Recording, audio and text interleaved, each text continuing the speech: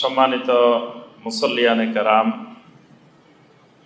আল্লাহ রব্বুল আলমিনের দরবারে কোটি কোটি শুকরিয়া যে মহান রব্বুল আলমিন আমাদেরকে 1446 হিজরি সনের 2রা রবিউল আউয়াল তারিখে মসজিদে ইবনে আব্বাস রাদিয়াল্লাহু তাআলা আনহুমায় সলাতুল জুমুআ আদায় এবং খুতবাতুল জুমুআ শোনার উদ্দেশ্যে রব্বুল আলমিনের ঘরে সমবেত হওয়ার পরে কোরআনে কারীম এবং হাদিসে নববী সাল্লাল্লাহু আলাইহি ওয়াসাল্লামের আলোকে আজকের সলাতুল জুমুআর খুতবা পেশ করার এবং শোনার তৌফিক দিয়েছেন সে মহান রব্বুল আলমিনের শুকর আদায় করি। সকলে বলি আলহামদুলিল্লাহ। সম্মানিত মুসল্লিয়ানে কেরাম, ভাই এবং বোনেরা, আজকের খুতবার যে বিষয়বস্তু আপনারা আগে থেকে জানেন যে আজকের খুতবায় আমাদের কি আলোচনা হবে। আজকের খুতবার বিষয়বস্তু হলো মিন সিফাতিল মুনাফিকিন ওয়া খাসাইসিহি, অর্থাৎ মুনাফিকদের বৈশিষ্ট্য এবং গুণাবলী। এই বিষয়ের উপরে কোরআনে কারীম এবং নবী সাল্লাল্লাহু আলাইহি ওয়াসাল্লামের সহিহ হাদিসে অনেকগুলো বর্ণনা রয়েছে, অনেক আয়াতে কারিমা রয়েছে, নবী সাল্লাল্লাহু আলাইহি ওয়াসাল্লামের অনেকগুলো এই ব্যাপারে সহিহ হাদিস রয়েছে। কারণ এই বিষয়টি ইসলামের অত্যন্ত গুরুত্বপূর্ণ একটি বিষয়। আমরা সকলেই জানি আল্লাহ রাব্বুল আলামিন প্রধানত সকল মানুষকে, পৃথিবীর সমস্ত মানুষকে দুইটি ভাগে ভাগ করেছেন। হয় মানুষটা হবে মুমিন অথবা মানুষটি হবে কাফের। মূলত পৃথিবীতে মানুষ এই দুই ভাগে বিভক্ত, হয় মুমিন না হয় কাফের। কাফের হইলে সে মুমিন থাকে না, মুমিন হইলে সে কাফের হইতে পারে না।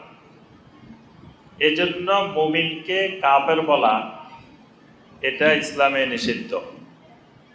আল্লাহ রাব্বুল আলামিন কোরআনে কারীমের আয়াত নাজিল করে বলে দিয়েছেন যে যে ব্যক্তি তোমাদেরকে সালাম দেয়, লিমান আলকা ইলাইকুমুস সালাম, যে তোমাদেরকে সালাম পেশ করে, তোমরা বলিও না যে লাস্তা মুমিনা, তুমি মুমিন না, এই কথা বলিও না। এবং নবী সাল্লাল্লাহু আলাইহি ওয়াসাল্লাম আরো ব্যাখ্যা করে বলছেন, মান সাল্লা সালাতানা ওয়াস্তাকবালা কিবলাতানা, যে ব্যক্তি আমাদের মতো সালাত কায়েম করে, আমাদের কিবলাকে কিবলা মনে করে, ফাহুয়া মুসলিম, সেই লোকটা মুসলিম। অর্থাৎ এই লোকটাকে কাফের বলা যাবে না।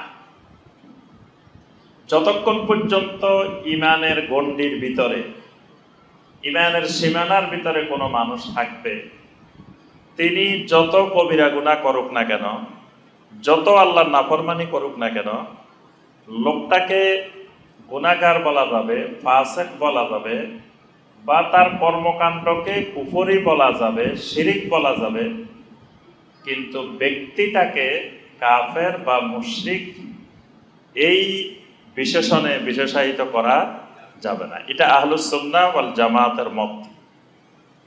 যেমন কেউ যদি ইচ্ছাকৃতভাবে সলাত ছেড়ে দেয়, এই সলাত ছেড়ে দেওয়াটা কুফরি,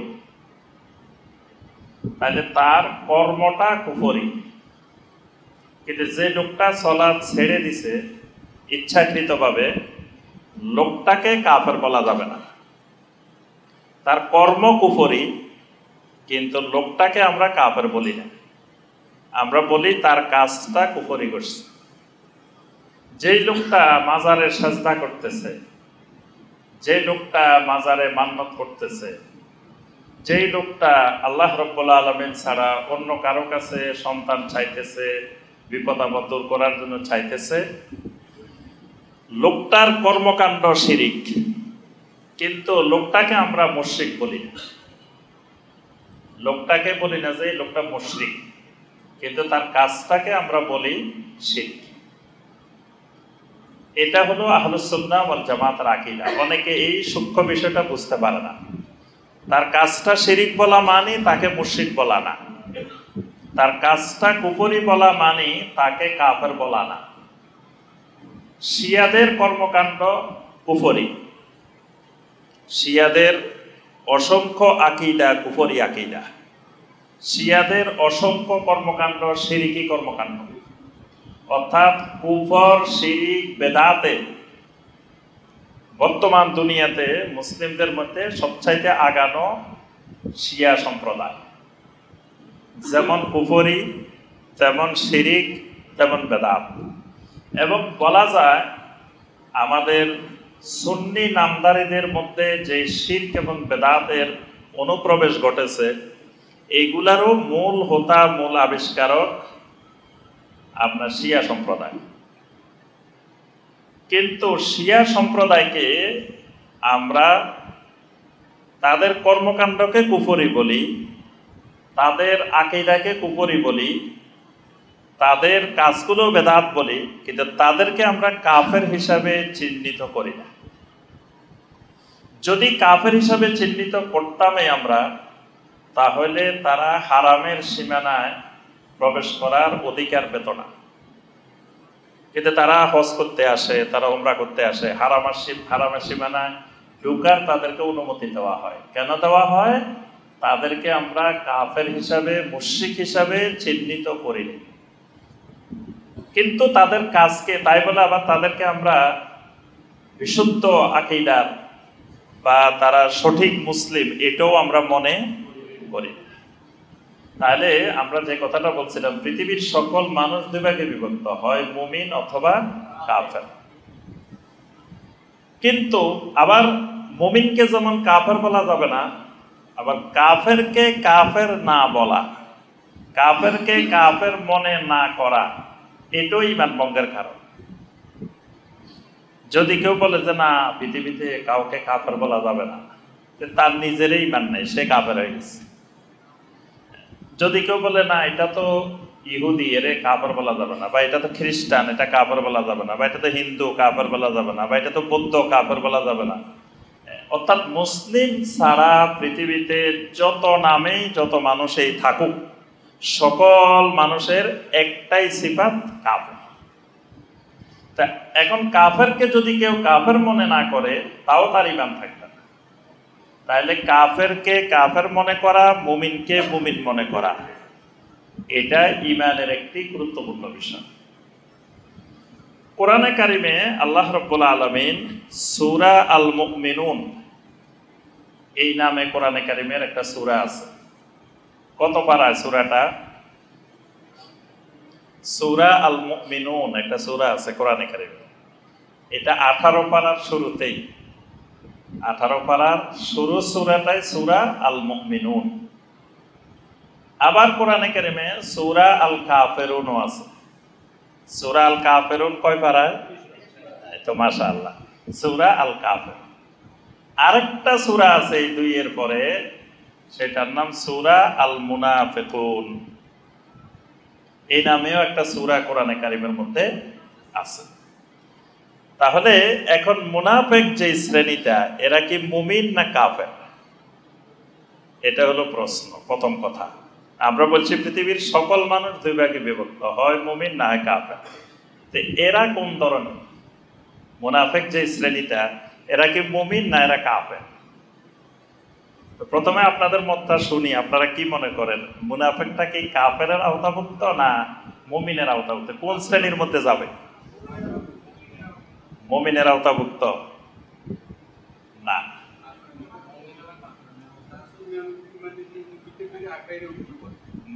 মুনাফিক যে শ্রেণীটা, এদের মধ্যে একটা শ্রেণী কাফেরের অন্তর্ভুক্ত, একটা শ্রেণী মুমিনের অন্তর্ভুক্ত। মানে গড়ে সবাই কাফেরের অন্তর্ভুক্ত না, আবার সবাই মুমিনের অন্তর্ভুক্ত না।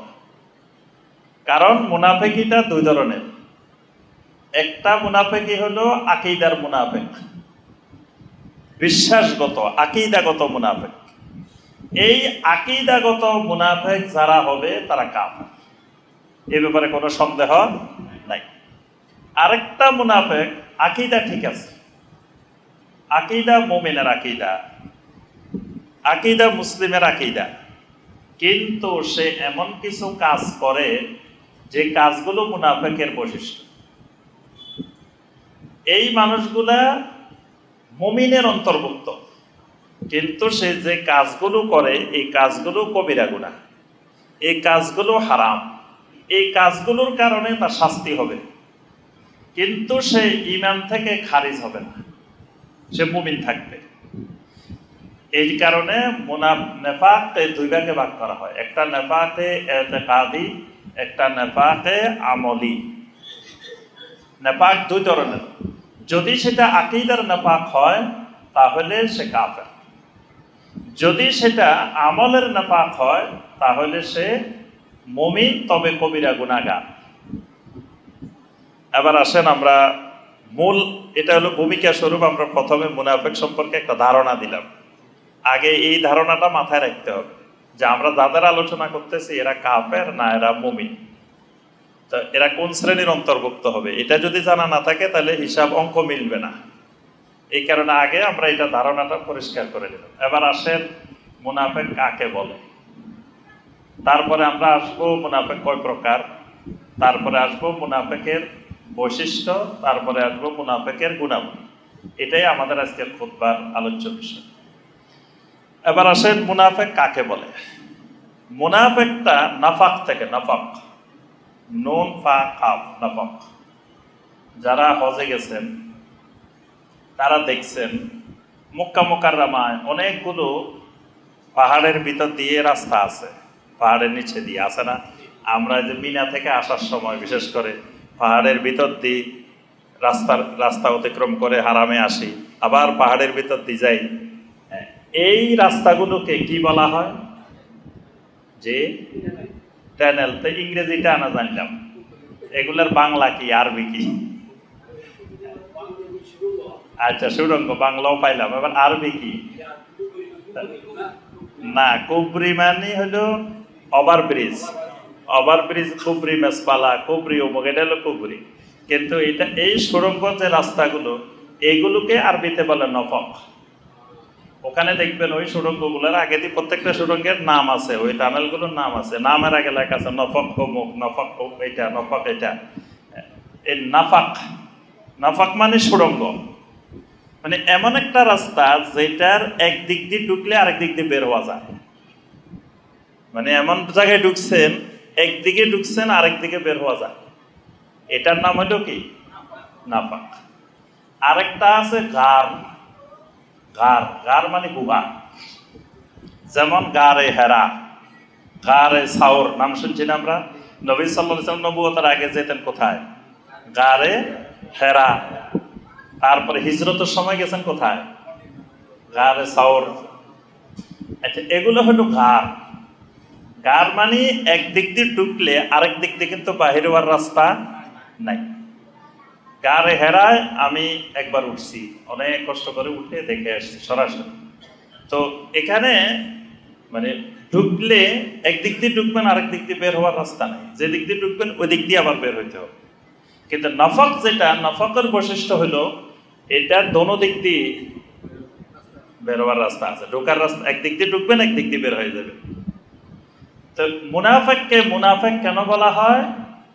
শাইখ সালেহ আল ফাওজান হাফেজাহুল্লাহ বলেন, নাফাক থেকে মুনাফিক, মুনাফিক এই জন্য বলা হয় ইজহারুল ইসলাম ওয়া ইবতানুল কুফর ওয়া শার।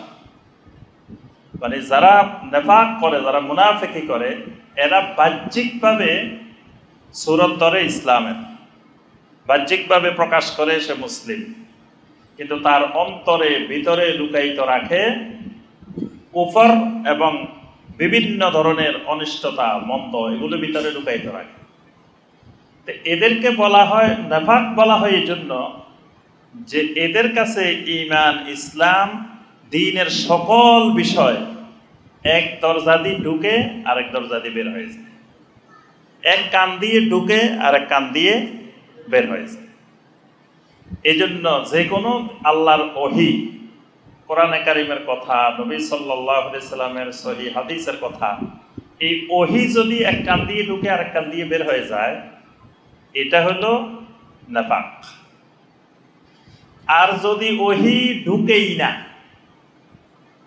দুই কানে বন্ধ, কোনো কানে দিয়ে ঢুকে না, এটা হলো কুফর। আর এক কানে দিয়ে ঢুকে আরেক কানে দিয়ে বের হয় না, এটা হলো ঈমান। এই সংখ্যাটা মনে রাখবেন। ঈমান হলো এক কানে দিয়ে ঢুকবে আরেক কানে দিয়ে বের হবে না। তো বের না হয় এটা যাবে কই? এটা কালবের মধ্যে ঢুকে যাবে, এটা কালবে থাকবে, এটা আর বের হবে না।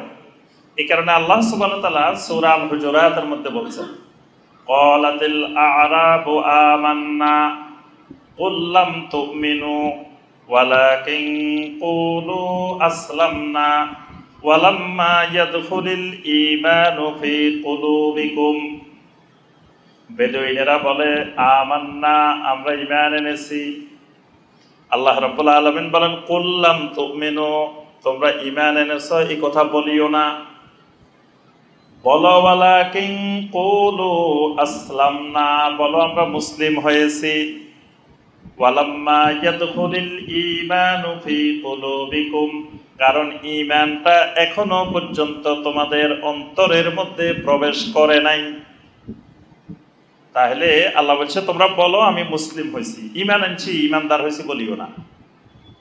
কেন বলবা না? এটা আল্লাহ পাক ব্যাখ্যা করছেন, কারণ তুমি এখন মাত্র ইসলামের স্বীকৃতি দিছ, কালেমা পড়ছ, কিন্তু এই কালেমাটা তোমার ঈমানটা অন্তর পর্যন্ত এখনো পৌঁছায়। তাহলে বোঝা গেল ঈমানের যে স্বীকৃতি, ঈমানের যে কালেমা, এটা ঢোকার পরে অন্তরে প্রবেশ করবে আর বের হবে না। আর কুফরি যেটা, এটা ঢুকবেই না, এটা আগেই ঠিক করে রেখেছে, সে কোনো কিছু ঢুকাবে না, এটা হলো কুফরি। আর নেফাক হলো সে এক কানে দিয়ে ঢুকে, সে কোরআনের কথাও শুনে, সুন্নাহর কথাও শুনে, ওহীর কথাও শুনে, কিন্তু আরেক কানে দিয়ে বের করে দেয়, এটা ভিতরে অন্তরে ঢুকায় না। তো যেহেতু এটা নফকের মতো, যে এটা একদিক দিয়ে ঢুকে একদিক দিয়ে বের হয়ে যায়, এই কারণে মুনাফিককে মুনাফিক বলা হয়। কোরআনে কারিমে অনেক আয়াতে আল্লাহ রাব্বুল আলামিন এই মুনাফিকদের কথা বলছেন। যখন আমরা মুনাফিকদের বৈশিষ্ট্য, মুনাফিকদের গুণাবলী আলোচনা করব, তখন আমাদের কাছে পরিষ্কার হয়ে যাবে যে মুনাফিকেরা কি কি কাজ করে, তাদেরকে কেমনে চিনা যায়, তাদের বৈশিষ্ট্য কিরকম। তাহলে আমরা বুঝলাম নেফাক, মুনাফিক মানে যে তারা একদিক দিয়ে ঢুকায় আরেক দিক দিয়ে বের করে। ঈমান, ইসলাম, দ্বীন তাদের ভিতরে স্থায়িত্ব পায় না। ওই নেফাকটা দুই ধরনের।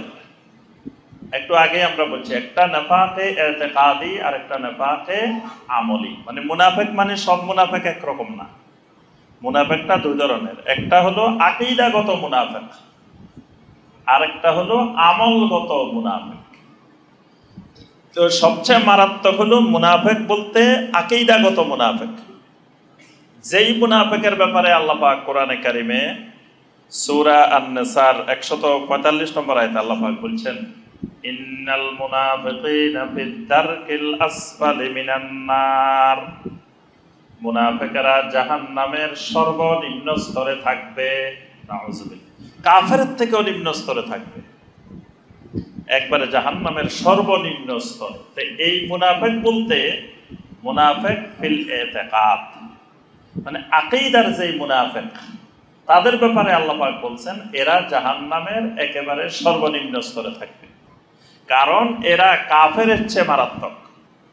কাফের ইসলামের যত না ক্ষতি করতে পারে, মুনাফিক তার থেকে ইসলামের বেশি ক্ষতি করতে পারে। কারণ কাফের হলো প্রকাশ্য দুশমন, কিন্তু মুনাফিক প্রকাশ্য দুশমন না, গোপন দুশমন।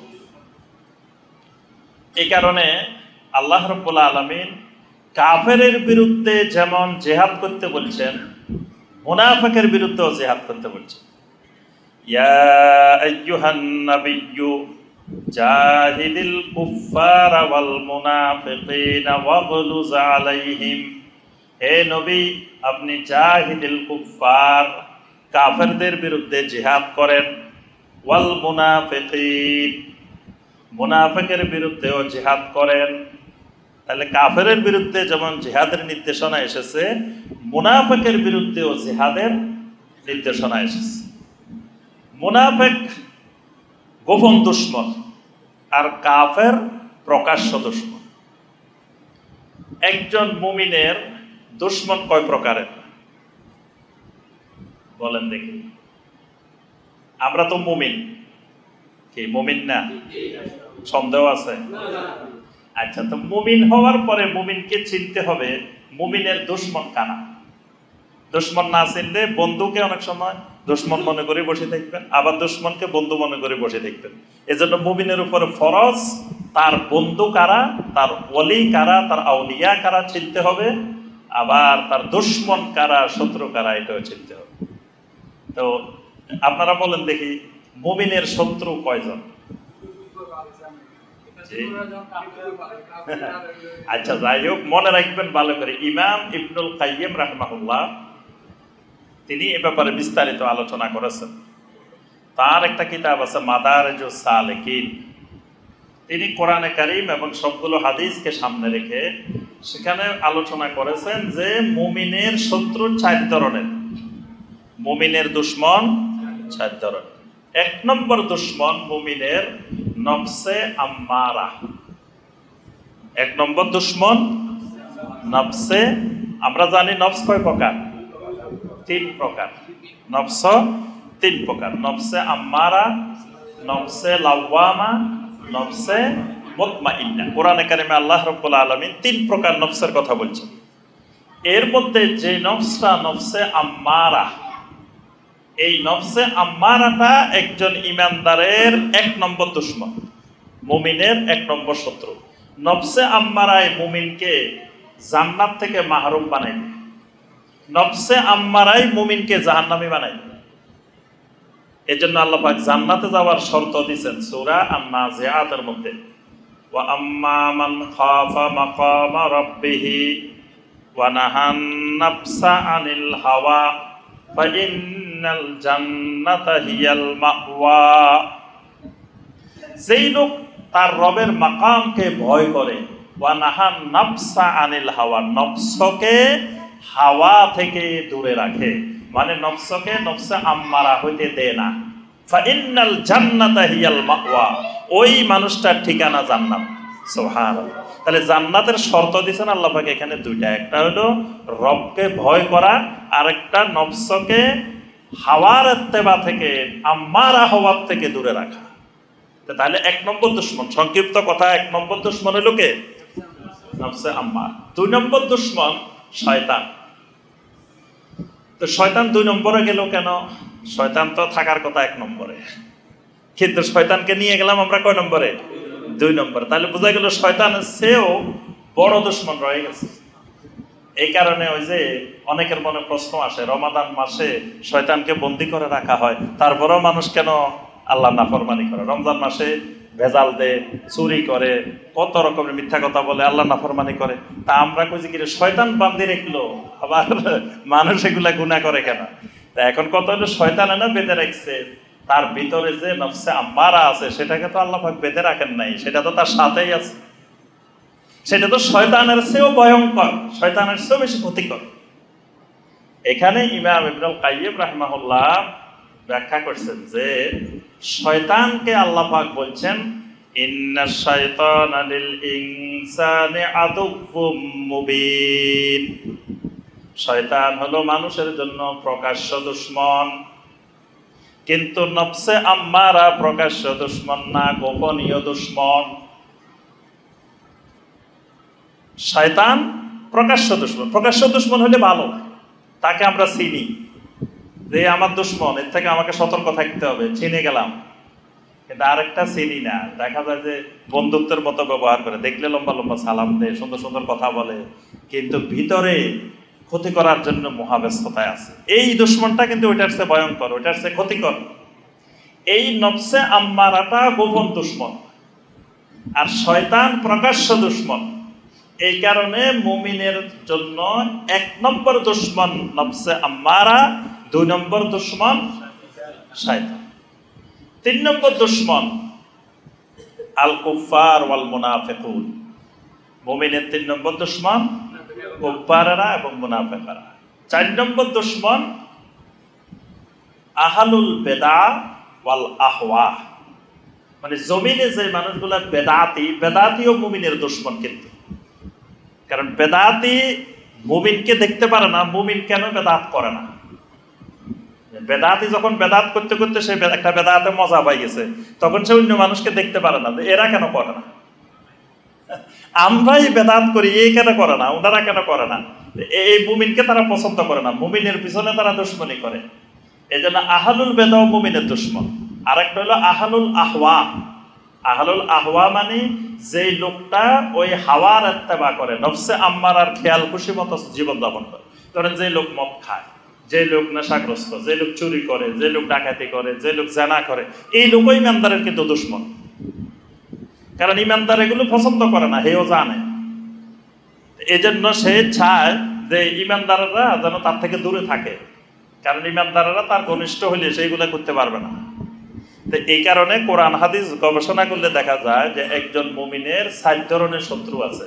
1 নম্বর নফসে আম্মারা, 2 নম্বর শয়তান, 3 নম্বর কুফার মুনাফিকিন, 4 নম্বর আহলুল বিদআ ওয়াল আহওয়া। এই কথাটা আমি এই জন্য বলছি যে মুনাফিক কাফেরের চেয়ে ভয়ঙ্কর, কাফেরের চেয়ে বেশি ক্ষতিকর ইমানদারের জন্য। এই কারণ মূলত এটা যে কাফের আমাদের প্রকাশ্য দুশ্মন, এটা আমরা চিনি, কিন্তু মুনাফিক হলো গোপন দুশ্মন, তাকে চেনা জানা। সে ইমানদারের লেবাস ধরে থাকে, মুমিনের লেবাস ধরে থাকে, প্রকাশ্যে সে মুসলিম দাবি করে, কিন্তু ভিতরে ভিতরে ইসলামের ক্ষতি করার জন্য সে মহাব্যস্ত থাকে। এই কারণে কয়েকটা জিনিস লক্ষ্য করেন কোরআনে কারিমে, সূরা আল কাফিরুন আর সূরা আল মুনাফিকুন, এই দুইটারে মিলে দেখবেন। সূরা আল কাফিরুনটা কিন্তু ছোট্ট সূরা, কুল ইয়া আইয়ুহাল কাফিরুন লা আ'বুদু মা তা'বুদুন ওয়ালা আনতুম আবিদুনা মা আ'বুদ ওয়ালা আনা আবিদুম মা আবাদতুম ওয়ালা আনতুম আবিদুনা মা আ'বুদ লাকুম দীনুকুম ওয়ালিয়া দীন। ছোট্ট একটা সূরা, কিন্তু সূরা আল মুনাফিকুন যেটা, এটা প্রায় এটার 5-6টা সমান হবে। কাফেরের সূরা চেয়ে মুনাফিকের সূরা অনেক বড়, খালি বড় না। কেন বড় হইল? কারণ কাফেরের চেয়ে মুমিনের জন্য ভয়ঙ্কর ক্ষতিকর কারা? ওই মুনাফিক। আরেকটা জিনিস লক্ষ্য করেন কোরআন কারীমের একেবারে শুরুতে, সূরা আল বাকারার শুরুতে প্রথমে আল্লাহ রাব্বুল আলামিন 5টা আয়াতে কারিমা, 1 থেকে শুরু করে আপনার 6 পর্যন্ত, মানে আলিফ লাম মিম সহ ধরলে 6টা। এই আয়াতে কারিমাগুলোর মধ্যে দেখেন আল্লাহ রাব্বুল আলামিন প্রথমে মুত্তাকিনের গুণাবলী বর্ণনা করছেন। তো মুত্তাকিনের গুণাবলী বর্ণনা করে এরপরে আল্লাহ পাক কাফেরের কথা বলছেন, কাফেরের বৈশিষ্ট্য বর্ণনা করছেন। এরপরে আল্লাহ রাব্বুল আলামিন মুনাফিকের বৈশিষ্ট্য বর্ণনা করছেন। তাহলে এই মুত্তাকির যে বৈশিষ্ট্য, মুত্তাকির বৈশিষ্ট্যের আয়াত হলো 5টা, কাফেরের বৈশিষ্ট্যের আয়াত হলো 2টা, আর মুনাফিকের বৈশিষ্ট্যের আয়াত হলো 13টা। একেবারে শুরুতে সূরা আল বাকারা শুরুতেই একটু বাসায় যায় গণি দেখবেন ভালো করে, যে দেখবেন যে 5টা আয়াতে আল্লাহ সুবহানাহু ওয়া তাআলা মুত্তাকিনের গুণাবলী বর্ণনা করছেন। তারপরে 2 আয়াতে আল্লাহ পাক খালি কাফেরের কথা বলছেন, ইন্নাল্লাযীনা কাফারু সাওয়াউন আলাইহিম আ'আনযারতাহুম আম লাম তুনযিরহুম লা ইউমিনুন খাতামাল্লাহু আলা কুলুবিহিম ওয়া আলা সামি'হিম ওয়া আলা আবসারিহিম গিশাওয়া ওয়া লাহুম আযাবুন আযীম। 2 আয়াতে শেষ কাফেরের বৈশিষ্ট্য। এরপর থেকে আল্লাহ রাব্বুল আলামিন 8 নম্বর আয়াতে কারিমা থেকে মুনাফিকের বৈশিষ্ট্য শুরু করছেন। ওয়া মিনান নাসি মান ইয়াকুলু আমান্না বিল্লাহি ওয়া বিল ইয়াউমিল আখির ওয়া মা হুম বিমুমিনিন। এখান থেকে শুরু করে 13টা আয়াত 20 নম্বর আয়াতে কারিমা পর্যন্ত, এই 13টা আয়াত আল্লাহ রাব্বুল আলামিন শুধু মুনাফিকদের ব্যাপারে বর্ণনা করেছেন। তাহলে মুনাফিকের ব্যাপারে আল্লাহ কোরআনের এত বড় জায়গা, কোরআনে কারিমের এক একটা অক্ষর ইমানদারের কাছে মহামণি মুক্তার মতো। আল্লাহ রাব্বুল আলামিন কোরআনে কারিমের একটা অক্ষরও অপ্রয়োজনে মুমিনের জন্য নাজিল করেননি। আল্লাহ চাইলে কোরআনের বহর এরকম 30টাও করতে পারতেন। আমরা যে কোরআনে কারিম দেখি এরকম 30 বহরও ভলিউমও দিতে পারতেন। আল্লাহ চাইলে 100 ভলিউমও নাজিল করতে পারতেন না। কিন্তু আল্লাহ রাব্বুল আলামিন আমাদের ধারণ ক্ষমতা, আমাদের সবকিছু বিবেচনা করে শুধুমাত্র যতটুকু ইমানদারের জন্য কিয়ামত পর্যন্ত প্রয়োজন ততটুকুই আল্লাহ পাক নাজিল করেছেন।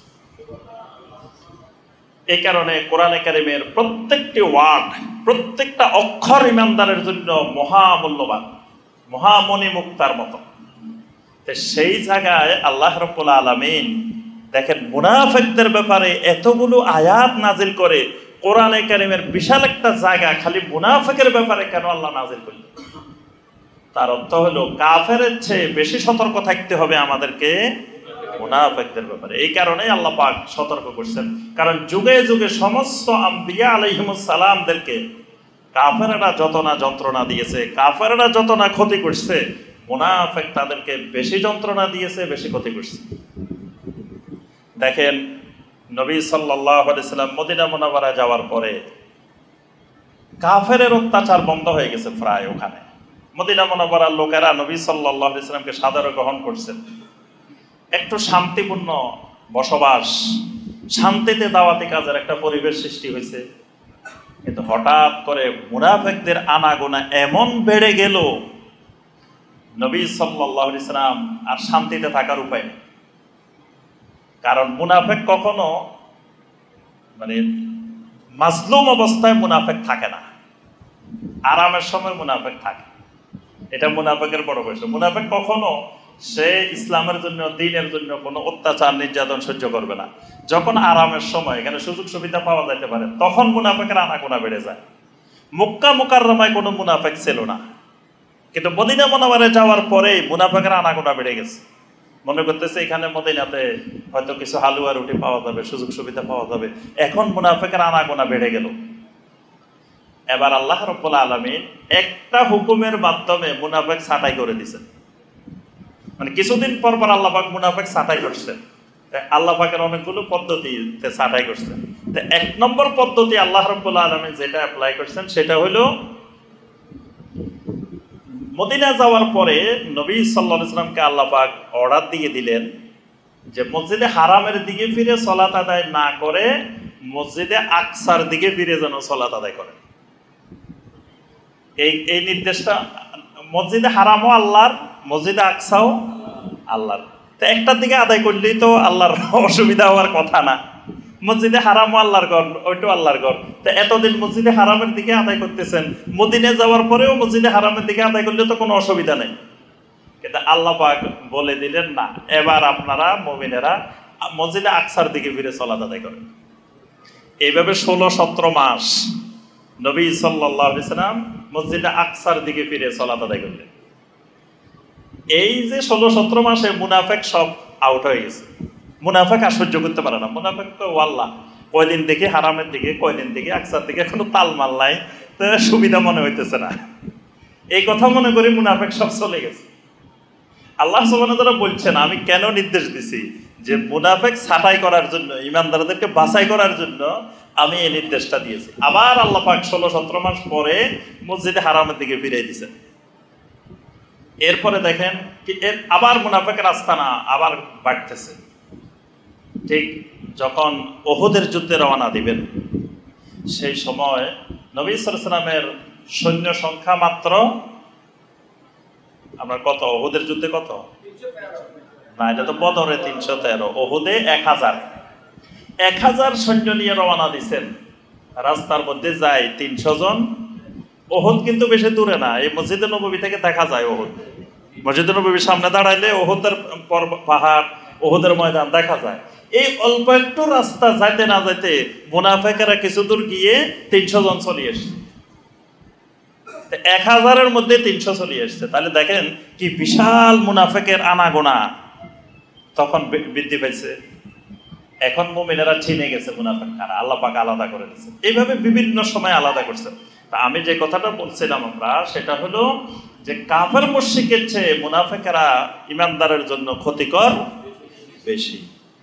এবার আসেন আমরা মুনাফেকের কয়েকটি বৈশিষ্ট্য আলোচনা করব, তারপরে গুণাবলী আলোচনা করব। বৈশিষ্ট্যগুলো অনেক, তন্মধ্যে গুরুত্বপূর্ণ বৈশিষ্ট্য যেগুলো, সেগুলো হলো আল্লাহ সুবহানাহু ওয়া তাআলা সূরা আল বাকারার শুরুতে কিছু কিছু বৈশিষ্ট্য বর্ণনা করছেন।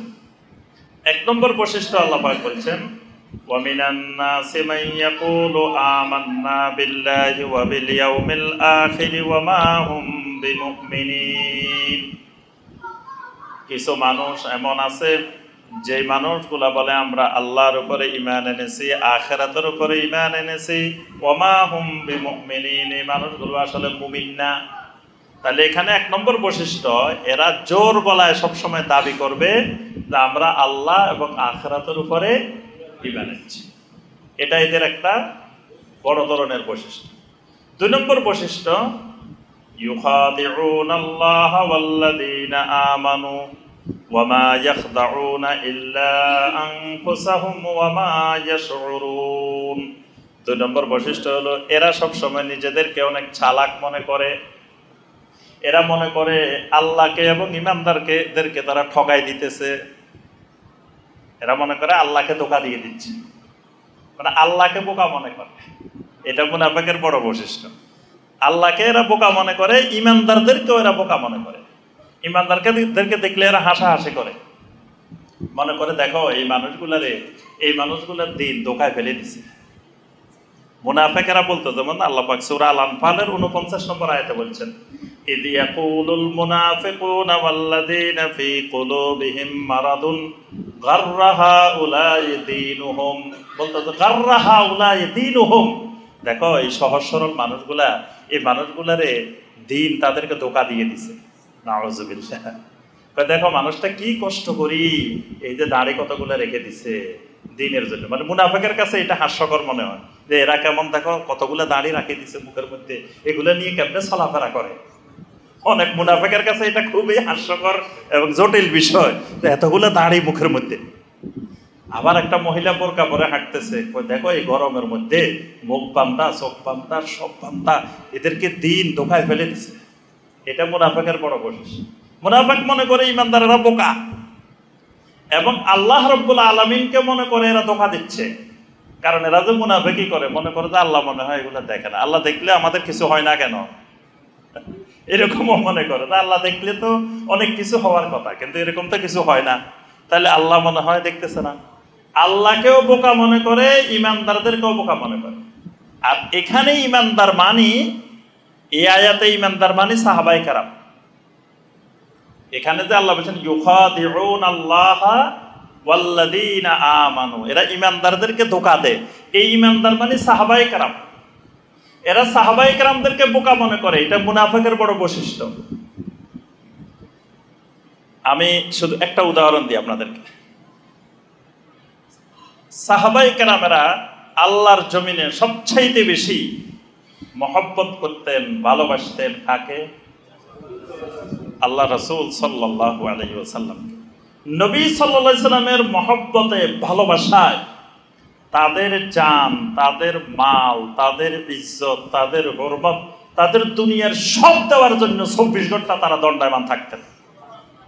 আল্লাহ রাসূল যখন বলবেন জীবনটা দিয়ে দিবেন, আল্লাহ রাসূল যখন বলবেন সমস্ত সম্পদ দিয়ে দিবেন, আল্লাহ রাসূল যখন বলবেন তার মান, সম্মান, ইজ্জত সব দিয়ে দিবেন রাসূলের কথায়। ভালোবাসা এই পর্যায়ের সাহাবায়ে কেরামের। কিন্তু সেই সাহাবায়ে কেরামেরা দেখেন নবী সাল্লাল্লাহু আলাইহি ওয়াসাল্লাম কয় তারিখে জন্মগ্রহণ করছেন এটা জানতেন না। নবী সাল্লাল্লাহু আলাইহি ওয়াসাল্লামের জন্ম তারিখ কোন মাসের কয় তারিখ এটা সাহাবীরা জানতেন না। এখন বড় অবাক করা প্রশ্ন না? আমরা দেখি আমাদের দেশে যারা আশেকে রসুল, তারা সারা বছর হিসাব করে রাসূলের জন্মদিনটা কবে আসবো।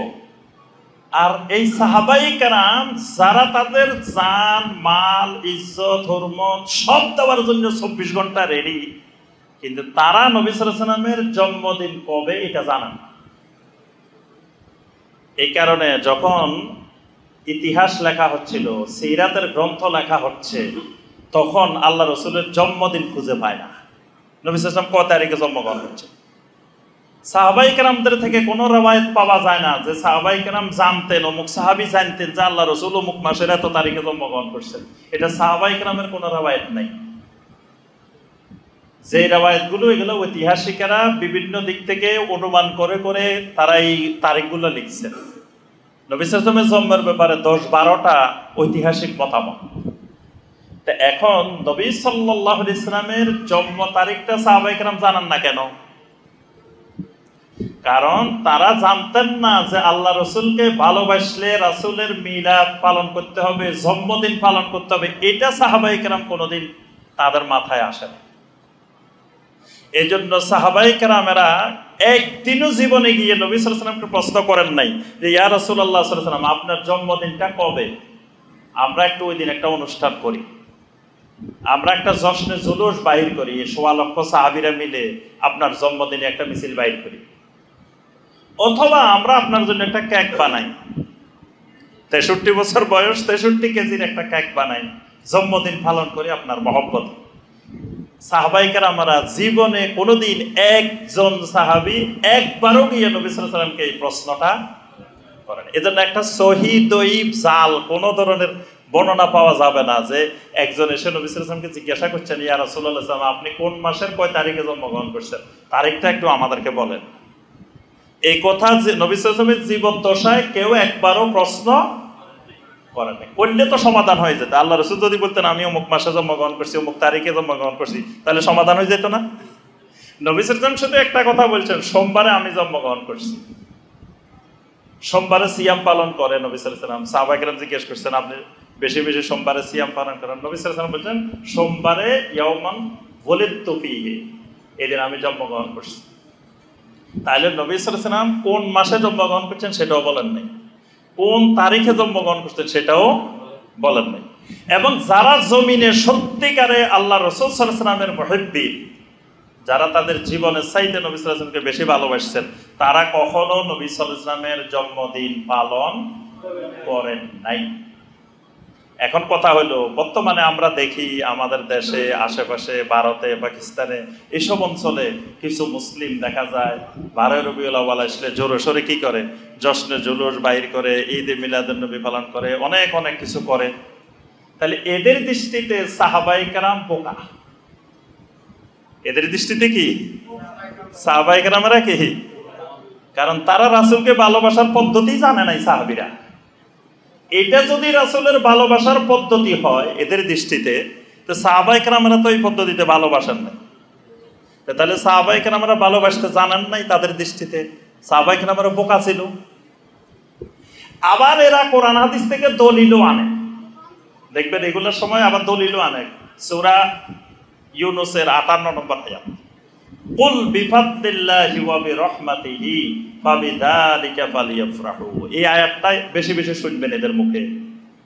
সূরা ইউনূসের 58 নম্বর আয়াত, দেখবেন সবার মুখে মুখে এই আয়াতটা। আল্লাহ কোরআনে বলছে ঈদে মিলাদুন নবী করার জন্য। তাহলে কোরআনের এই আয়াত সাহাবীরাও বুঝে নাই, তাবেঈনে কেরাম বুঝে নাই, তাবেঈনে কেরাম বুঝে নাই, ইমাম আবু হানিফা রাহমাহুল্লাহ বুঝেন নাই, শাফিঈ রাহমাহুল্লাহ বুঝেন নাই, কারণ তারাও তো এই কাজ করেন নাই। তাহলে কোরআনের আয়াতটা এরা বুঝছে, সাহাবীরা বুঝে নাই। তাহলে এদের দৃষ্টিতে সাহাবীরা বোকা না? কোরআনের আয়াতে বুঝে নাই সাহাবীরা, যেটা আমাদের দেশের পীর সাহেবেরা বুঝে গেছে, কতজন বুঝে গেছে, কিন্তু সাহাবীরা বুঝতে পারলো না। তাহলে এদের দৃষ্টিতে সাহাবীরা কি বোকা। এই সাহাবায়ে কেরামদেরকে বোকা মনে করা নেফাকের অন্যতম বৈশিষ্ট্য। যেই সাহাবায়ে কেরামদেরকে বোকা মনে করবে, সাহাবায়ে কেরামের মানহাজ থেকে সরে যাবে, বুঝতে হবেন তার ভিতরে নেফাক আছে। নেফাকের রোগ, এটা একটা অন্তরের রোগ। নেফাক একটা অন্তরের রোগ। আল্লাহ পাকের পরের আয়াতে বলেন, ফি কুলুবিহিম মারাদুন ফাযাদাহুমুল্লাহু মারাদা। এদের অন্তরের ভিতরে রোগ ঢুকছে, আল্লাহ পাক এদের রোগটা, ব্যাধিটা বাড়ায় দিয়েছে। অন্তরের অনেকগুলো রোগের মধ্য থেকে একটা অন্যতম রোগ হইল মুনাফিকি, নিফাক। যারে ধরে সে কিন্তু বুঝে না। এই রোগে কিন্তু যাকে ধরবে সে কিন্তু বুঝবে না, সে বুঝতে তো সুস্থ হয়ে যেত। কারণ ওই যে নবী সাল্লাল্লাহু আলাইহি ওয়াসাল্লামের যুগে যে মুনাফিকদেরকে এই রোগে ধরছে তারা কিন্তু বুঝতে পারে নাই। তারা যদি বুঝতো, মানে পাগল যে পাগল, সে যদি তার পাগলের রোগটা বুঝতে পারে যে আমি পাগল, তাহলে কিন্তু পাগল অল্প দিনে সুস্থ হয়ে যাবে। এখন যারে পাগলের রোগে ধরছে সে কিন্তু নিজে বুঝতে পারে না। নেফাকের রোগ যাকে ধরে সে বুঝতে পারে না। সে তো মনে করতেছে আমি রাসূলের ইশকের কাজ করতেছি, কিন্তু তারা যে মুনাফিকের রোগে ধরে বসে রয়েছে, কিন্তু সে সেটা বুঝতেছে না। এই কারণে এই সূত্র মনে রাখতে হবে যে যেই ব্যক্তি সাহাবায়ে কেরামদেরকে বোকা মনে করবে, বা কোরআনের এই আয়াত সাহাবীরা বুঝে নাই, বা এই হাদিস সাহাবীরা বুঝে নাই, আমরা বুঝছি, তার অর্থ হলে এই লোকটার অন্তরে নেফাক আছে, মুনাফিকের রোগ আছে। এটা আল্লাহর ঘোষণা। আল্লাহ পাক এই সূরা আল বাকারার 9 নম্বর আয়াতে বলছেন, ইউখাদিউনাল্লাহ ওয়াল্লাযীনা আমানু, এরা ঈমানদারদেরকে আল্লাহকে বোকা মনে করে, প্রতারণা করে, ধোঁকাবাজি করে আল্লাহর সাথে। আবার কিছু মানুষ দেখবেন, আমাদের সমাজে লক্ষ্য করলে দেখবেন আশেপাশে, মসজিদে ঢুকার পরে ফ্যানটা উপরে তুলি দেয়, এরকম দেখছেন?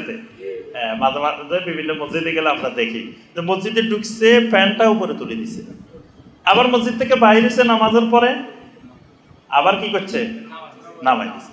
তার অর্থ কি? আল্লাহ মসজিদের ভিতরে সীমাবদ্ধ, আল্লাহর হুকুম মসজিদের মধ্যে সীমাবদ্ধ, বাইরে আল্লাহর হুকুম নাই। মসজিদ থেকে বাইরে এলে আর আল্লাহর হুকুম দরকার নাই। ওই লোকটা আল্লাহকে বোকা মনে করতেছে, আল্লাহরে ধোঁকা দিতেছে, মনে করতেছে আল্লাহ মসজিদে গেলে তুলে রাখতে বলছে, বাইরে এলে আর তোলার দরকার নাই, এবার আমার ইচ্ছা মতো চলবো, মসজিদে গেলে আল্লাহর ইচ্ছা মতো, বাইরে আসলে আমার ইচ্ছা মতো। এরাও আল্লাহকে বোকা মনে করে, এটাও নেফাকের বৈশিষ্ট্য। আবার অনেক মানুষ দেখবেন হারাম ইনকাম করে, আবার এটা মসজিদে দেয়, আর মনে করে আল্লাহরে কিছু দিলে আল্লাহ মাফ করে দিব। এক লোক প্রশ্ন ফাঁস করে, প্রশ্ন ফাঁস করে কোটি কোটি টাকা অবৈধভাবে ইনকাম করছে। এই লোক বলতেছে আমি অবৈধ ইনকাম করলে অসুবিধা কি, আমি তো সব আল্লাহ রাস্তা খরচ করছি। অনেক লোক দেখবেন কোটি কোটি টাকা ঘুষ খায়, বাড়িঘর বানায়, বিল্ডিং টিল্ডিং বানায়, সব সম্পদ সম্পদ করি, রিটায়ার্ড হওয়ার পরে প্রতি বছর হজে যায়, উমরা যায়। তারপরে কিছু লোক দেখবেন তাবলীগে চিল্লায় বাইরে গেছে, দুনিয়ার ঘুষ খাই, হারাম উপার্জন করি, সবকিছু করি, শেষে এবার আল্লাহ রাস্তায় জীবন চিল্লায় বাইরে গেছে। তার অর্থ হলো এই মানুষগুলো আল্লাহকে বোকা মনে করে। কারণ আল্লাহ বলছে হারাম উপার্জন করিও না, আর যদি করিও ফেলো তো তওবা করলে তোমার এই হারাম উপার্জন সব জনগণকে ফেরত দিতে হবে। সে কিন্তু ফেরত দেয় নাই, না দিয়ে সে আল্লাহরে কিছু কিছু খাওয়াইতেছে, আল্লাহর ঘরে দিতেছে, আল্লাহর ঘরে হজে যাইতেছে। সে মনে করতেছে আল্লাহর এগুলো দিলে আল্লাহ ঘুষ খায়। নাউযুবিল্লাহ, আল্লাহ মনে বুঝে না। ইউখাদিউন আল্লাহ, এই মানুষগুলো আল্লাহকে বোকা মনে করে, মনে করে আল্লাহকে ধোঁকা দিতেছে, আল্লাহকে প্রতারণা করতেছে আল্লাহর সাথে। এটা মুনাফিকের বৈশিষ্ট্য। এরপরে মুনাফিকের বৈশিষ্ট্য আল্লাহ সুবহানাহু ওয়া তাআলা বলছেন, এদেরকে যখন বলা হয় যে লা তুফসিদু ফিল আরদে, তোমরা জমিনের মধ্যে ফাসাদ সৃষ্টি করিও না, তখন এরা বলে ইন্নামা নাহনু মুসলিহুন, আরে আমরাই তো জমিনে সবচাইতে শান্তিকামী। এরা শান্তি সমাবেশ করে। শান্তি সমাবেশ দেখছেন না আপনারা? দেখে নাই মানা, কিছুদিন আগে কি শান্তি সমাবেশ, সেই শান্তির সমাবেশ, এমন সমাবেশ পরবর্তীতে হেলিকপ্টার দিয়ে এই দেশের জনগণের উপরে গুলি করে, ছাত্র জনতাকে, হাজার হাজার ছাত্র জনতাকে গুলি করে গণহত্যা চালানো হয়েছে। এরা মানে দেখাচ্ছে শান্তি সমাবেশ, কিন্তু শান্তি সমাবেশের আড়ালে হাজার হাজার ছাত্র জনতাকে মেরে লাশ গোপন করতেছে, লাশ গুম করতেছে, লুকাইতেছে, কত ছাত্র জনতার রক্ত বয়ে দিছে। এটা মুনাফিকের বড় বৈশিষ্ট্য। মুনাফিকেরা বাহ্যিকভাবে দেখায় তারা শান্তিকামী, কিন্তু ভিতরে ভিতরে তারা মুফসিদুনা ফিল আরদ, জমিনে সবচেয়ে বড় সন্ত্রাসী। এটাকে আল্লাহ পাক বলছেন এটা মুনাফিকের বৈশিষ্ট্য। তারপরে মুনাফিকের গুরুত্বপূর্ণ বৈশিষ্ট্য, এদেরকে যখন বলা হয় আমিনু কামা আমানান নাস, যে তোমরা সাহাবীরা যেমনি ঈমান আনছে এইভাবে ঈমান আনো, তখন তারা বলে আনুমিনু কামা আমানাস সুফাহা, যে বোকা মানুষেরা যেমনি ঈমান আনে আমরা কি এইভাবে ঈমান আনবো? এটাও মুনাফিকের একটা গুরুত্বপূর্ণ বৈশিষ্ট্য। এরপরে এদের বৈশিষ্ট্য আল্লাহ পাক বলছেন, যারা যখন ইমানদারদের সাথে মিলে ক্বালু আমান্না, জোর গলায় বলে আমরা ইমানদার। মসজিদে আসলে বলে যে আমরা মুসলমান, আবার মন্দিরে গেলে বলে যে এটা সবাই সার্বজনীন, আমরা সবাই মিলে করি, কোনো অসুবিধা নেই। দুর্গা পূজা করলে ইসলামের কিছু ক্ষতি হয় না, হ্যাঁ, এরকম কথাও আমরা এই দেশে শুনছি। এটা ইসলামের কিছু অসুবিধা নেই। আর ধর্ম যার যার, উৎসব সবার, উৎসব তোমরা সবার হয়। উৎসবের সাথে ধর্মের অবশ্যই সম্পর্ক আছে, কখনো উৎসব আর ধর্ম আলাদা না। উৎসব ধর্মেরই একটা সংস্কৃতি, ধর্মেরই একটা অংশ। সুতরাং কোনো মুসলিম কোনো কুফরি অনুষ্ঠান, কোনো কুফরি উৎসবে অংশগ্রহণ করতে পারে না।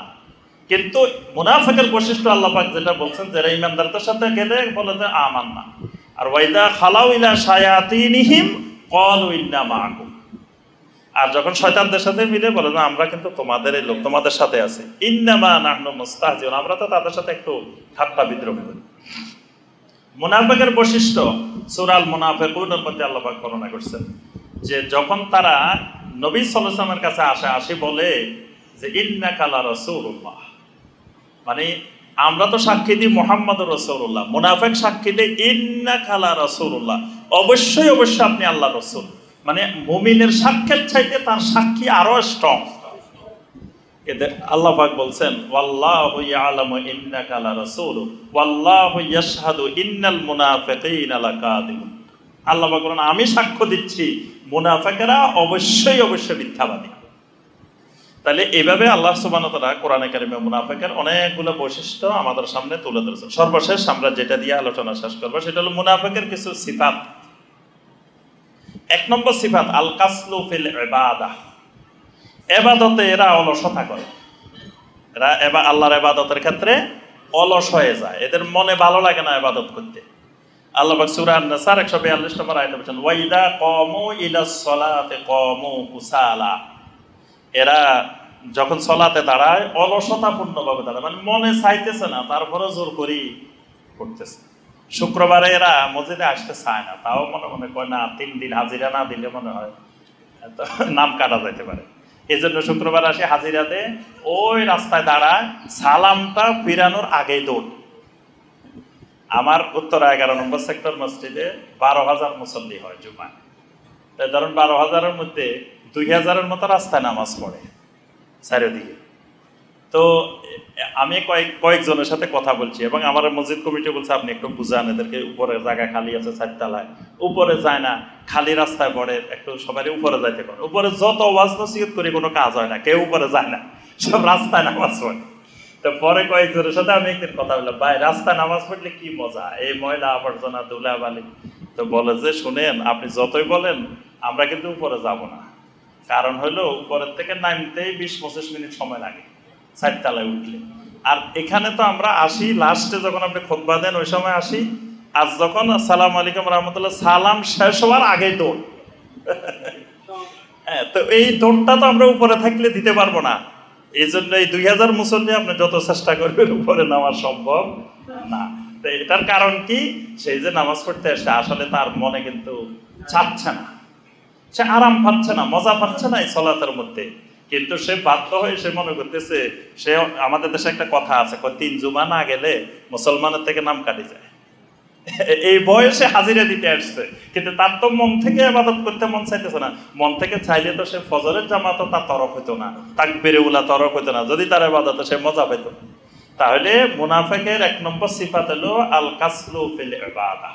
এজন্য নবী সাল্লাল্লাহু আলাইহি ওয়াসাল্লাম আল্লাহর কাছে দোয়া করতেন, আল্লাহুম্মা ইন্নী আউযু বিকা মিনাল আজজি ওয়াল কাসালে ওয়াল জুবনে ওয়াল হারামে ওয়াল বুখলে। অনেকগুলো জিনিস থেকে নবী সাল্লাল্লাহু আলাইহি ওয়াসাল্লাম আল্লাহর কাছে বানাতেন, তার মধ্যে একটা হলো কাসাল। কাসাল মানে অলসতা, ইবাদতে অলসতা। যেই লোক ইবাদতে অলসতা করে সেই লোক জীবনে সব জায়গায় অলসতা করে। নবী সাল্লাল্লাহু আলাইহি ওয়াসাল্লাম বলেছেন যে রাত্রে ঘুমানোর পরে শয়তান একজন মানুষের মাথার কাছে বসে 3টা গিরা দেয়, 3টা গিরা দিয়ে আস্তে আস্তে ফু দিতে থাকে, এবং যত রাত বেশি হয় তত তার ফুটা বাড়াইতে থাকে। এই জন্য সারা রাত ঘুম না আসলেও রাতে 3টা-4টা বাজলে আপনার ঘুম আসবেই। শয়তান ওই সময় তার ফুটা বাড়াই দিয়ে, ঠান্ডা বাড়াই দিয়ে, একটু যত গরমই হোক তখন একটু আরাম লাগে, একটু ঠান্ডা বেশি হয়।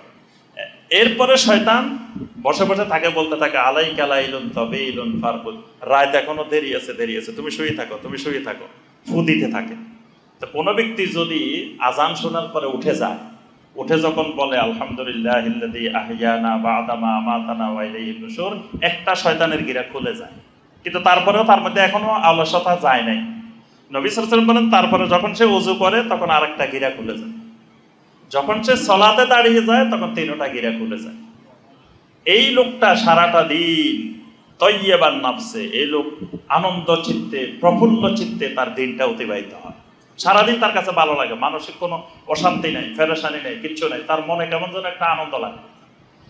আর যে লোকটা তিনটা গিরা নিয়ে শুয়ে রয়েছে, সূর্য উঠে গেছে, সে উঠে নাই, শয়তান আবার উঠে চলে যায়, বিদায় নিয়ে চলে যায়। সূর্য ওঠার পরে শয়তান চলে যাওয়ার সময় তার দুই কানে শয়তান প্রস্রাব করে দেয়। কুকুরে যেরকম কোনো জায়গা পাইলে দেখেন প্রস্রাব করে দেয়, শয়তানও যাওয়ার সময় তার দুইটা কানে, বালা শয়তান ফি উযুনাইহি, নবী সাল্লাল্লাহু আলাইহি ওয়াসাল্লাম বলেন তার দুই কানে প্রস্রাব করে দেয়। তো এই প্রস্রাবটা নিয়ে সে যখন দিন অতিবাহিত করে তখন সারাটা দিন খাবিসান নাফসে কাসলাম, নবী সাল্লাল্লাহু আলাইহি ওয়াসাল্লাম বলেন তার কাছে কিছুই ভালো লাগে না, খালি অলসতা লাগে, অলসতা, খালি ঘুম আসতে চায়, তার কাছে ক্লান্তি লাগে, তার কাজকর্ম ভালো লাগে না, কিছু ভালো লাগে না, মন দিল ভালো লাগে না, এইভাবে সে দিনটা অতিবাহিত করে। তো এই আল-কাসদু ফিল ইবাদাহ, এটা মুনাফিকের বৈশিষ্ট্য। 2 নম্বর সিফাত কিল্লাতু যিকরিল্লাহ, এদের মুখে দিয়ে আল্লাহর জিকির বাইর হয় না। মুনাফিকের বড় গুণাবলী, তার মুখে কি বাইর হয় না? আল্লাহর জিকির বাইর হয় না। এজন্য অনেক সময় তাবেঈনে কেরাম সাহাবীদের কাছে আসতেন, এসে বলতেন, বিশেষ করে আব্দুল্লাহ বিন ওমরের কাছে অনেক তাবী আসতেন যে আমার ভিতরে মুনাফিকের বৈশিষ্ট্য আছে কিনা। তখন আব্দুল্লাহ বিন ওমর জিজ্ঞেস করতেন, তুমি কিরকম আল্লাহর জিকির করো? তো বলেন যে হ্যাঁ, আমি সারাক্ষণ আল্লাহর জিকির করি। তাহলে তুমি নিশ্চিত তোমার মধ্যে মুনাফিকি নেই। আর যদি দেখো তোমার মুখে দিয়ে জিকির বাইর হয় না, তুমি বসে রয়েছো তাও জিকির বাইরে না, চলতেছো জিকির বাইরে না, ঘুরতেছো তোমার মুখে দিয়ে সুবহানাল্লাহ ওয়া বিহামদিহি বাইরে না, আস্তাগফিরুল্লাহ বাইরে না, তোমার মুখে দিয়ে আলহামদুলিল্লাহ বাইরে না, আল্লাহু আকবার বাইরে না, তোমার মুখে কোনো জিকির আজকার থাকে না, বুঝবে তোমার অন্তরের মধ্যে নিফাকের রোগের যুক্ত হচ্ছে। এটা মুনাফিকের সিফাত। এরপরে মুনাফিকের বৈশিষ্ট্য হলো আল্লাহর কোরআনকে নিয়ে, সুন্নাহকে নিয়ে, নবীকে নিয়ে, দ্বীনকে নিয়ে ঠাট্টা বিদ্রূপ করা। মুনাফিকেরা সবসময় আল্লাহর আয়াত, আল্লাহকে নিয়ে, রাসূলকে নিয়ে, দ্বীনকে নিয়ে ঠাট্টা বিদ্রূপ করে। এই জন্য দেখবেন যে অনেকগুলো একতলাফি মাসালা আছে শরীয়তে, যেই মাসালাগুলো নিয়ে 1400 বছর একতলাফ আছে, কিয়ামত পর্যন্ত থাকবে, এগুলো কোনোদিন একবার সমাধান হয়ে সবাই এক জায়গায় আসবে না। ফিকহি অনেক একতলাফ আছে, যেমন সালাতের মধ্যে হাতটা কোথায় বাঁধবে, এটা নিয়ে একতলাফ আছে না? এই একতলাফ এখনো আছে, 1400 বছর আগেও ছিল, 1400 বছর পরেও কিয়ামত পর্যন্ত থাকবে। কোনোদিন পৃথিবীর সব মানুষ এক জায়গায় হাত বাঁধবেও না, বাঁধবেও না। রাফুল ইয়াদান করবে কি করবে না, একতলাফ আছে। এরকম কিছু ফিকহি বিষয় মাসালা একতলাফ আছে। যুগে যুগে ইমানদারদের বৈশিষ্ট্য ছিল একতলাফ সহকারে সবাই যার যারটা আমল করছে, কেউ কারো প্রতি ঠাট্টা বিদ্রূপ করে না। ইমাম আবু হানিফা রাহমাহুল্লাহর আমলের সাথে ইমাম শাফিঈ রাহমাতুল্লাহির আমলের মিলে নাই, কিন্তু ওনারা কাউকে কখনো ঠাট্টা বিদ্রূপ করে না। হাত এখানে বাঁধছে দেখে ইমাম শাফিঈ, ইমাম আহমদ, ওই আরেকজন বলে না যে এরা লেডিস মার্কা নামাজ পড়ে, এরা আম্মাওয়ালা নামাজ পড়ে, এরা এই করে এই করে, এগুলা বলে নাই। এইগুলা বলাটা মুনাফিকের বৈশিষ্ট্য, যে আল্লাহর দ্বীন নিয়ে, আল্লাহর কোরআন নিয়ে, সুন্নাহ নিয়ে, হাদিস নিয়ে এ ঠাট্টা বিদ্রূপ করা। আল্লাহ পাক কোরআনে কারিমে সূরা তাওবার 65 এবং 66 নম্বর আয়াতে বলছে, কুল আবিল্লাহি ওয়া আয়াতিহি ওয়া রাসূলিহি কুনতুম তাস্তাহজিউন লা তা'তাযিরু ক্বাদ কাফারতুম বা'দা ঈমানিকুম। এখানে আল্লাহ পাক যে ঠাট্টা বিদ্রূপের কথা বলছেন, এটা মুনাফিকের বৈশিষ্ট্য বর্ণনা করছে। মুনাফিকের বৈশিষ্ট্য হলো এরা জামাতে হাজির হইতে পারে না। এটা মুনাফিকের গুণাবলী, যে জামাতে হাজির হইতে পারে না। এই জন্য নবী সাল্লাল্লাহু আলাইহি ওয়াসাল্লাম বলছেন, আসকালুস সালাতে আলাল মুনাফিকিন সালাতুল ইশা ওয়া সালাতুল ফজর। কোন ব্যক্তি যদি এশা এবং ফজরের জামাতে হাজির না হইতে পারে, বুঝতে হবে নিশ্চিত তার অন্তরের ভিতরে মুনাফিকি আছে। এটা মুনাফিকের সিফাত।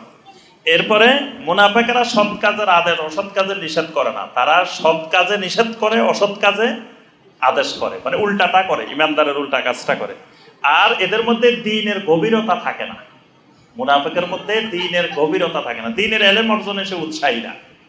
আর সর্বশেষ যেটা মুনাফিকের বৈশিষ্ট্য, নবী সাল্লাল্লাহু আলাইহি ওয়াসাল্লাম বলছেন, কোনো হাদিসে 3টা বলছেন, কোনো হাদিসে 4টা বলছেন, যে এরা কথা বললে মিথ্যা কথা বলে, ওয়াদা করলে খেলাপ করে, তারপরে আমানত রাখলে খেয়ানত করে, কারোর সাথে সামান্য একটু তর্ক বিতর্ক ঝগড়াঝাটি হলে অশ্লীল ভাষা প্রয়োগ করে, গালিগালাজ করে। এগুলো মুনাফিকের এক একটা বৈশিষ্ট্য। এগুলো থাকলে বুঝতে হবে তার অন্তরে মুনাফিকের রোগ আছে। সম্মানিত মুসল্লিয়ানে কেরাম, আল্লাহ রাব্বুল আলামিন আমাদের সবাইকে এই মুনাফিকের যতগুলো বৈশিষ্ট্য, যতগুলো গুণাবলী আমরা সংক্ষেপে আলোচনা করলাম, এই সকল গুণাবলী বৈশিষ্ট্য থেকে আল্লাহ আমাদের সবাইকে হেফাজত করুন। আল্লাহ পাক আমাদের অন্তরগুলোকে বিশুদ্ধ করে দিন। আল্লাহ রাব্বুল আলামিন আমাদের সকলের অন্তরে ঈমানকে, বিশুদ্ধ ঈমানকে বদ্ধমূল করে দিন। ঈমানের সকল রোগগুলা থেকে, কুফরি, শিরিক, নেফাক, বেদাত, সকল রোগ থেকে আল্লাহ আমাদের অন্তরগুলোকে হেফাজত করুন। দুনিয়া আল্লাহ পাক যতদিন বাঁচিয়ে রাখেন, ঈমানের উপরে, ইসলামের উপরে বেঁচে থাকার তৌফিক দিন।